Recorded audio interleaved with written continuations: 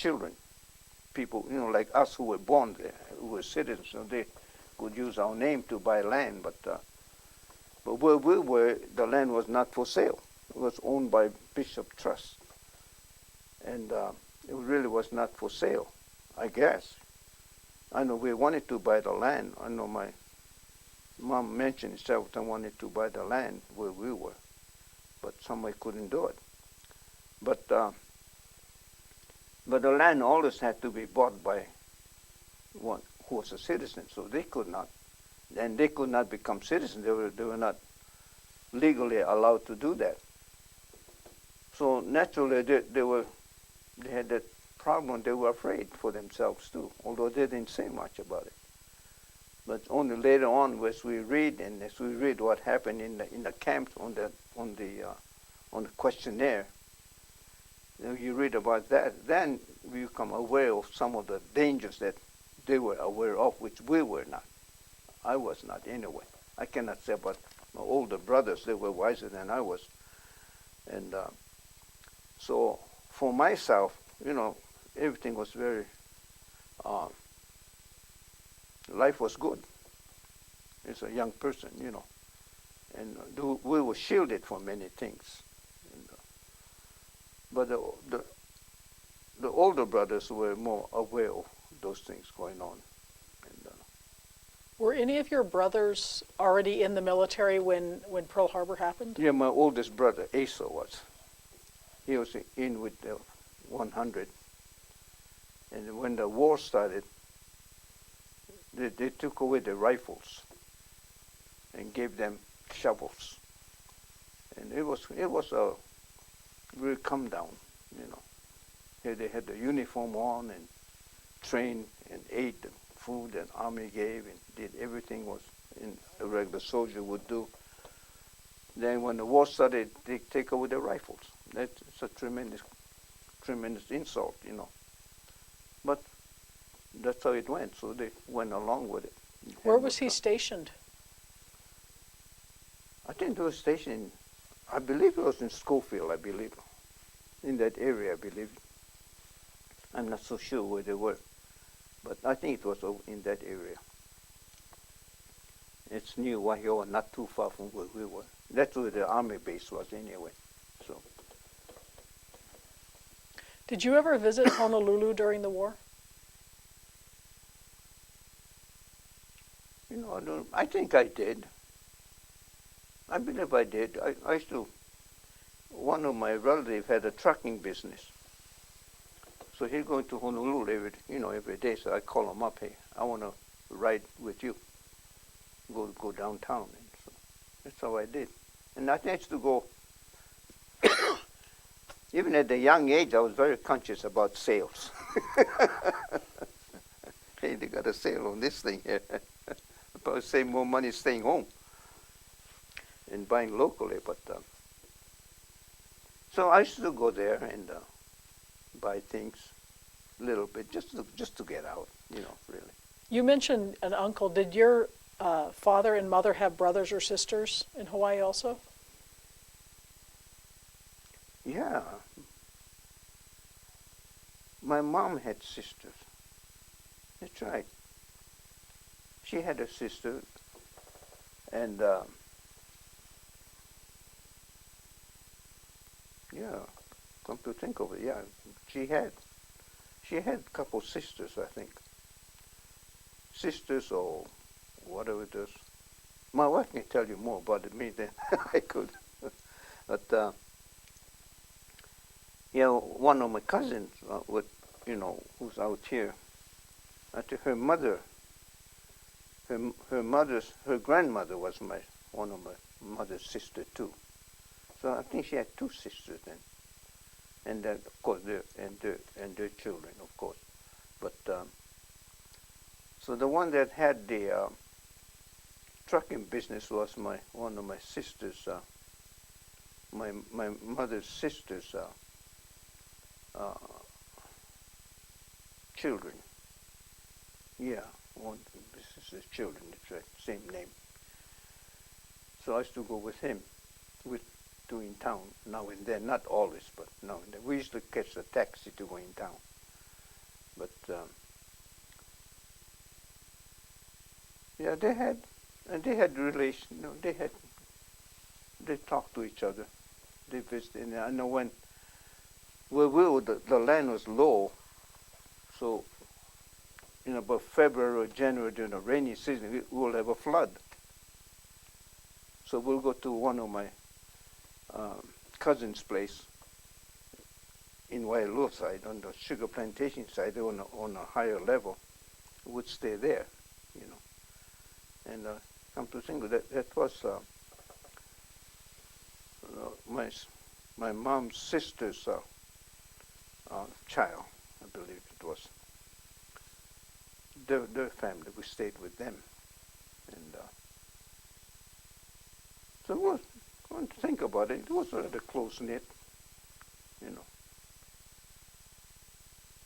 Yeah.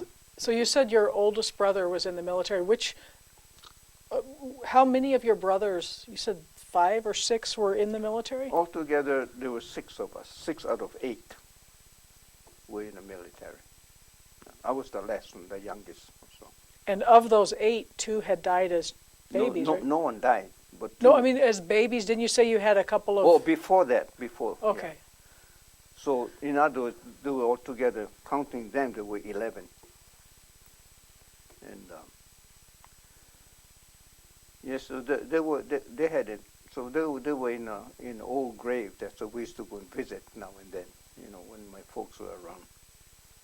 And but we never saw them, so we don't know. So did your brothers volunteer, or were they drafted? They were drafted.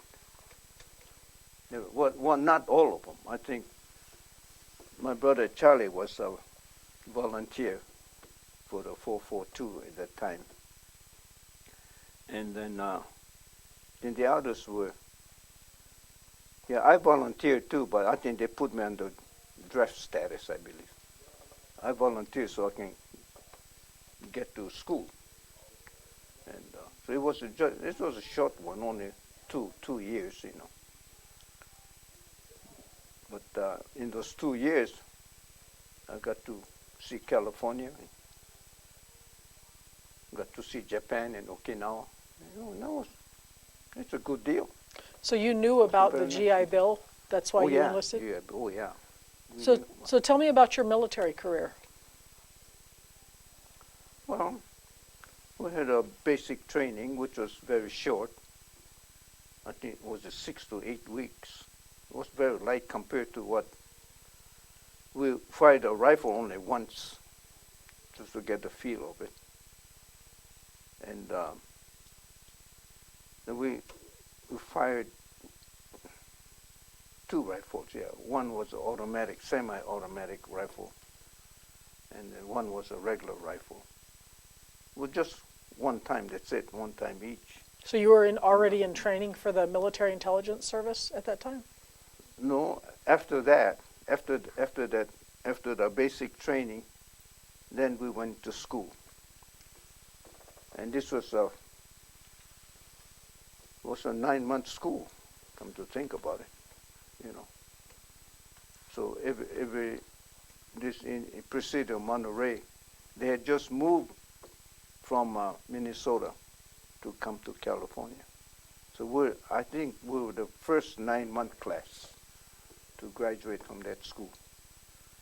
They had a 6-month class, but we were the 9-month class. And then after that, we went to Japan before Thanksgiving. And then we had a little time there, so we again went to school. They say it's a refresher course. Is this before the war is over? After the war. This occupation army.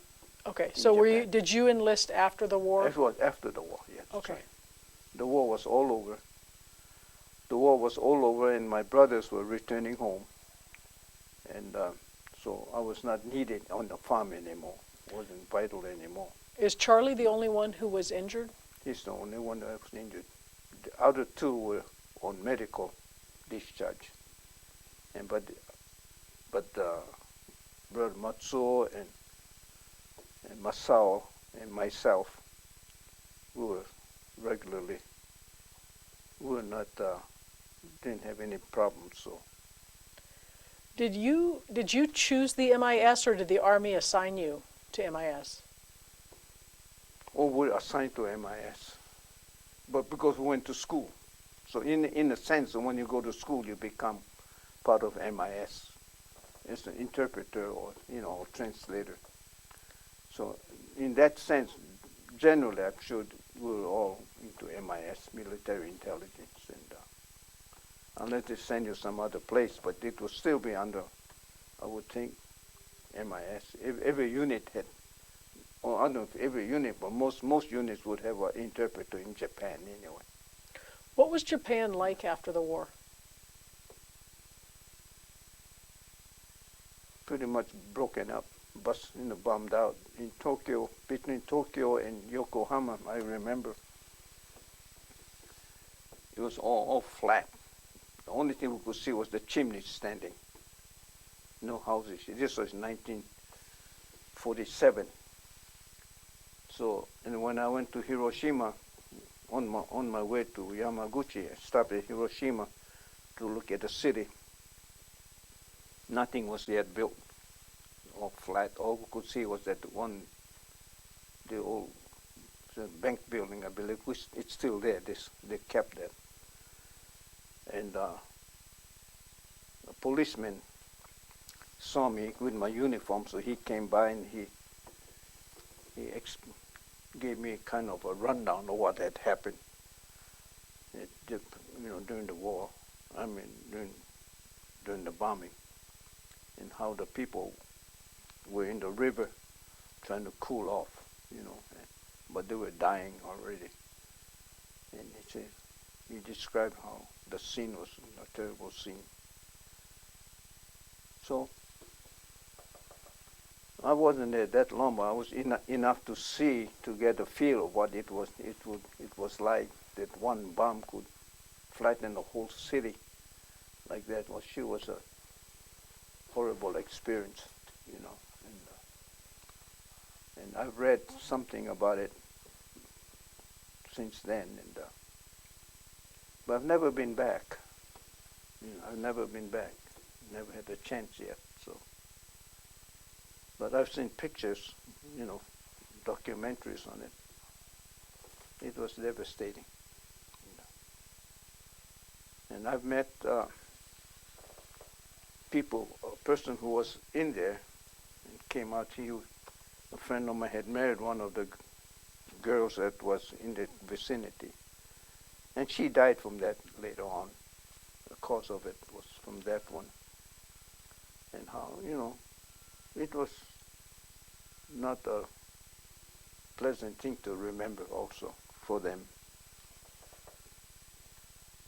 But I don't know why they kept building nuclear plants, even for peacetime. I don't see why they would do such a thing. To me, it's self-defeating. And, even in our country, I don't think we should build those things.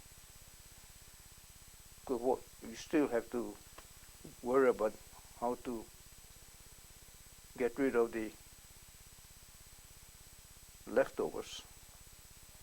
It won't go away for years and years, and while we handle something like that, it's asking for trouble. So what was your role? Like, you were in MIS. What would a day at work be for you?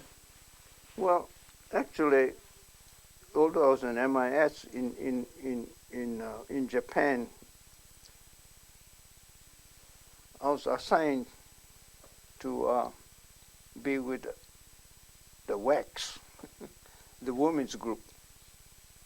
The reason for that is I did a foolish thing, a real foolish thing. I regret that, having done that. But I was assigned first to be translator in the translation division. But I didn't want to be in Tokyo. You wouldn't believe it, but I've never seen snow. I wanted to see snow. Can you imagine that? So I said I want to see snow. I wanted to have a transfer. to go to Hokkaido. They must have think of this guy is nuts. But anyway, they transferred me upstairs to a division with the women's, the filing division. So I became a file clerk. You know, I learned a few things there too. I mean, you know, and but I had a wonderful experience there too. The captain was very nice to me, a woman, and the ladies were very nice. The typists, they were all typing little cards to file away. And there was a captain there. He was doing the same thing, and he taught me how to do the filing, and which I ended up doing afterwards. But then from there on, they needed someone to go to Okinawa, and so they called me down and said, "You're going to go to Okinawa." So, oh, okay. So I got sent to Okinawa, but in Okinawa, then I was an interpreter. And the thing is, we just wait around till we got a call to go with an agent. We go to an agent. In this case, it was the first night I got there, they said, oh, they have to go out on the ship, on a boat someplace. So overnight, we went to a place to check out. They said they found some oil slick someplace. And they wanted to check it out. Maybe Soviet submarine or something. There was tension between the Soviets and us. And so we went. But all it was an old landing craft that was rotting away on the beach. So that's all we did. Couldn't do it. There's no interpreting was necessary. And another time they wanted to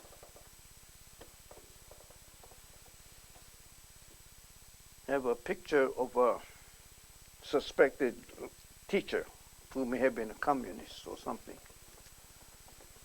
So we went to the school to see who it was, but they want me to take her picture.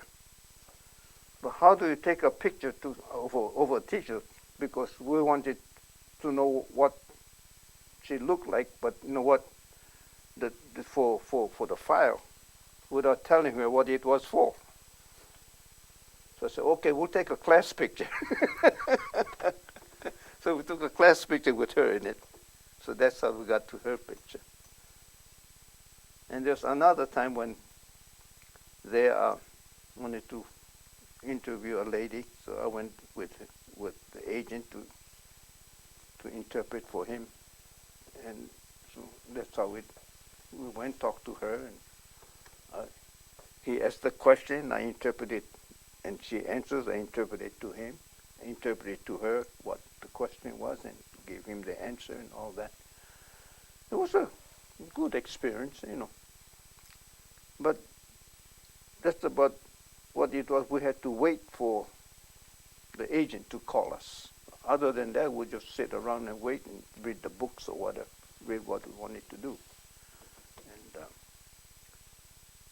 so, but, you know, for some, it was a very, very strange thing. I know for many of them were sent to interview prisoners of war coming back from Russia at Sendai, a place called Sendai. Not far away they had the Fukushima thing. And so as the ships would bring in the prisoners of war, then the interpreters were there to question them. That, I think, would have been quite intense, you know. But in my case, it was simply to go out with an agent. In this case, they were waiting for the prisoners to come. Then they asked them some questions about treatment and, you know, depending on the situation, what it is for. And if you know, there's one case where I heard about this. It was during the war in one of the islands. No, it was after the war, I believe. After the war. It was after the war. Many of the Japanese soldiers were hiding in the caves. So they send out a team of soldiers with an interpreter. And then the interpreter will call out to the Japanese prisoners to come out. It's safe, it's okay to come out. But they still wouldn't come out. So he'll go in. Of course, he'll go and speak to the leader. But the leader of the Japanese group would say to the interpreter, "How come you, a Japanese person, working for the American soldiers, for the Americans?" So the interpreter had a good answer for that. He said, "Japan is my father. America, my mother is America. My mother is America." And the soldier understood. Then they came out. So that's how they had to work. And I think I never forgot that answer. So that's how the interpreters work. And I know, depending on where they are, what the situation is, the interpreters were very, very vital, very important. And now I don't know what. I know my math teacher in high school, Mr. Betsui, Betsui, Betsui, went in the army. This was during the war now, the early part of the war, in fact. I'm sure he must have been some kind of an officer. He was with the Merrill Marauders. I don't know if you heard of them. He said he'll be part of them and from what I understand, the Merrill Marauders were along in China someplace, and they were doing some intelligence work or thing. I don't know what they did, but that's the kind of thing, place where they were going in. Now, I don't know if he was an interpreter for it or what, but I don't know what his position was. But I wouldn't be surprised if he also was doing some interpreting work at that time.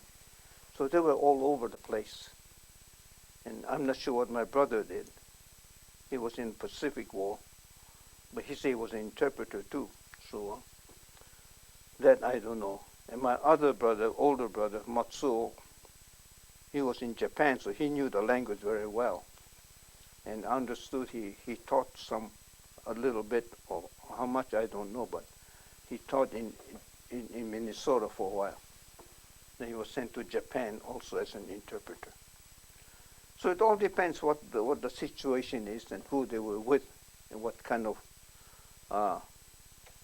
situation they found themselves in, and they had to do the best they can. And, what was the condition of the living conditions like in Okinawa compared to Japan after the war? Well, I'm not just from observation. I had no real contact with the citizens there, but I think they had a normal situation after the war when you have the military present, and the only contact I had was one of the men. I guess he worked around the compound or place. The compound I was in had only two buildings. This is the CIC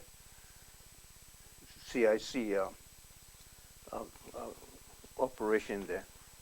One for the office and one to sleep in. That's all. That's the only two things we had over there.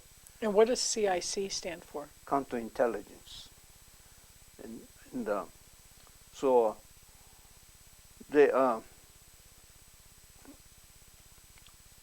there's a man around there, Okinawan man. That's the only real contact I had with him. But I did go to one of the festivals that they had, And I did go to one of the homes there, and it seemed to be quite normal to me, but I really cannot say much about it. But it was quite normal the way their life, how they lived it. But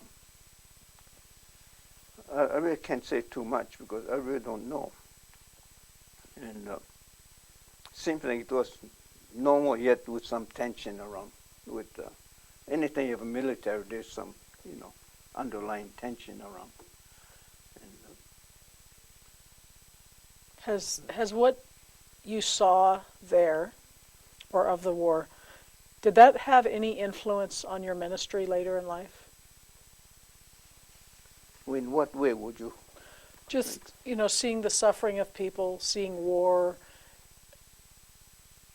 When you entered your ministry, all the things you had seen and done, I would just... Well, I was in Japan. One of the things I did was to visit some people that two of my pastors in Hawaii said to go visit some people that they knew. And one was a pastor of a large church in Japan, in Tokyo, right close to where General MacArthur lived. Not far, in fact, to get to the church, I had to bypass where he lived.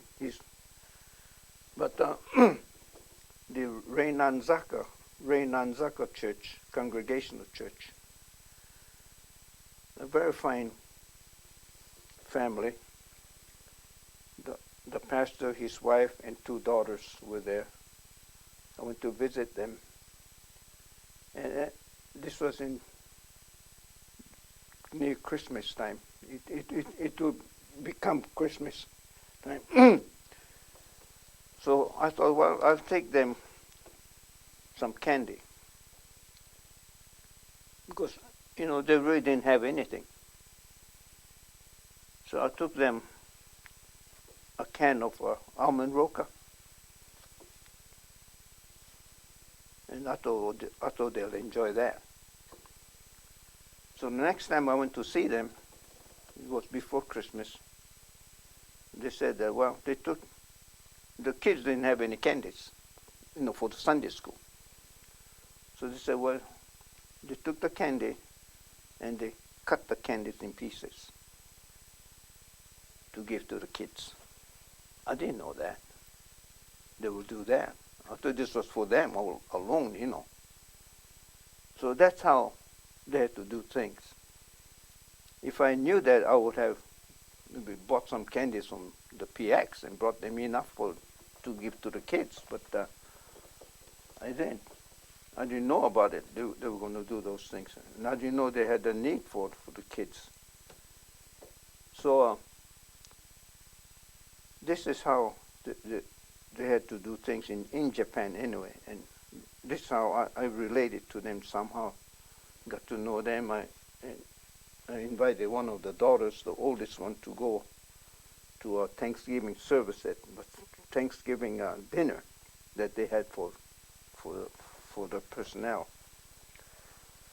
I thought she would enjoy it, and she could tell the family how it was, having a American Thanksgiving dinner. But then,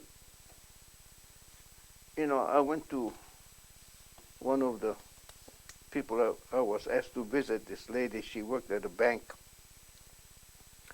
and she invited me to her home, and I went there and then had a nice sukiyaki dinner. Then we sat down for a long time to talk about different things. We talked about Gandhi quite a bit, But I think that I failed to do something which I regret myself at that point. I failed to take a lot of stuff to them. I should have taken a bag of goodies for the mother, the father, cigarettes for the father, things like that. I just wasn't too aware enough for that.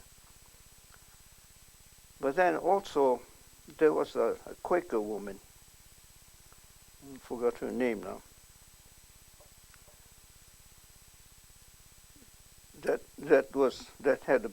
I was told to go visit her, one of the pastors. And she had an office there with supplies to give out. So I went there once Saturday and I helped her with the supplies. She said she needed some help to do that when I went to see her. So I just helped her around. Then she took me home to visit with her family. Her mother was there, and had little lunch with them there. But here I got to see some of the work that the agencies were doing in Japan for relief. And Esther Rhodes, I think was her name, Esther Rhodes, a wonderful, beautiful lady. And so in that way, I got to see something about life in Japan, that they needed lots of work. And I saw along the city streets returned soldiers, Japanese soldiers. Some were injured, without legs, without arms, looking for handout. And in some places they had little children or men and women, shining shoes, GI shoes. So I should give them my business a little bit whenever I wanted my shoes shined. And then I also borrowed some kimonos from the lady that was in charge of these little children that I used to go to just walk around as a citizen in Tokyo. And went to one of the shows they had over there, the Takarazuka show. Went in, paid like everybody else. And but I was careful not to speak too much, because then they'll know. My accent would throw me off. So I just paid my money and went in, but didn't say anything. Just watched the show, good show. And came out, got to see that they try to live as normal as possible. And you get to learn that how people live even in times of great stress. They do the best that they can. Like then I think of our people who were in camp over here, making the best of what they had, in a terrible situation. Yet they planted garden and made a pond, put fish in there to try to beautify, putting curtains in the barracks, trying to keep some sanity of civility. But in my growing up in Hawaii, it was far from those things. It was as normal as I guess it could be done, even with military rule. Went to school and as normal.